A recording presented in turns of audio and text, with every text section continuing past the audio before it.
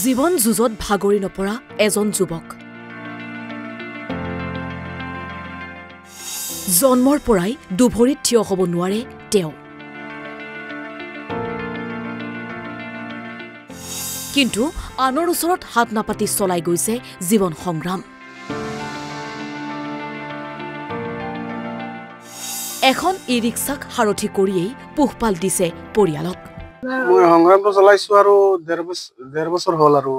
কান্দাপাৰাৰ পৰা বৰপেটা যাওঁ আৰু পেছেঞ্জাৰ লৈ কেনে এটা সুস্থ শৰীৰ থকাৰ পাছতো টকা পইচা নোহোৱাৰ বাবে বহুতে নিজকে দুখীয়া বুলি অনুভৱ কৰে কিন্তু বিশেষভাৱে সক্ষম এইজন যুৱকলৈ চাওক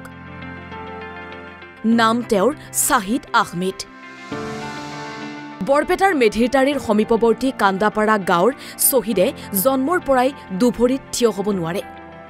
ইএমআইত এখন ই-ৰিক্সা ক্ৰয় কৰি পোহপাল দিছে পৰিয়ালক কিন্তু অতি পৰিতাপৰ বিষয় যে এটা সন্তানৰ পিতৃ শাহিদক আজিকপতি ঢুকি পোৱা নাই চৰকাৰৰ অভিলাষী আঁচনিয়ে ই-ৰিক্সাখন চলাই জীৱন সংগ্ৰামত ব্ৰতী হৈ আছে ইএমআই পৰিশোধ কৰাত কষ্ট হৈছে শাহিদৰ পেছেঞ্জাৰ পাওঁ আৰু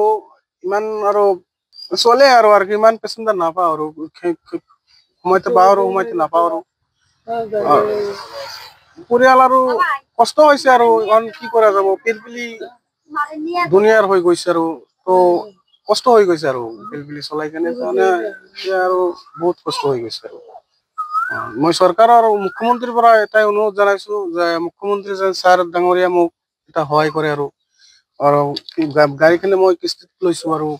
কিস্তিটো বহুত দিগদাৰ হৈ গৈছে আৰু মই কিস্তি দিবা নোৱাৰো এতিয়া দুনিয়াৰ পিলপিলি হৈ গৈছে ভাড়াই নাম আৰু পাই আৰু নাই ভয় কিয় লাগিব গাড়ী বিশ্বাস কৰি উঠবা লাগিব চলবা লাগে আৰু এনে ভয় নকৰে ডেইলি উঠো মই কলেজত যাওঁ মানে ডেইলি ৰাতিপুৱাই লৈ যায় আৰু লৈও আহে ভয় নকৰো আৰু এনেকৈ কৰি চলাই আৰু ডেইলি ওলাই 7টা বজাত লৈ যায় মানে আৰু আমাক আকৌ লৈ আহে এতিয়া মানে এতিয়া বাজাৰত যাম আৰু বিশেষভাৱে সক্ষম হৈও শাহিদে কৰ্মমুখী জীৱিকাৰ সংগ্ৰামত ব্ৰতী হোৱা কাৰ্যই বহুতকে যোগাইছে সাহস আৰু প্ৰেৰণা মন্দিয়াৰ পৰা ইব্ৰাহিম খলিল অসম লাইভ 24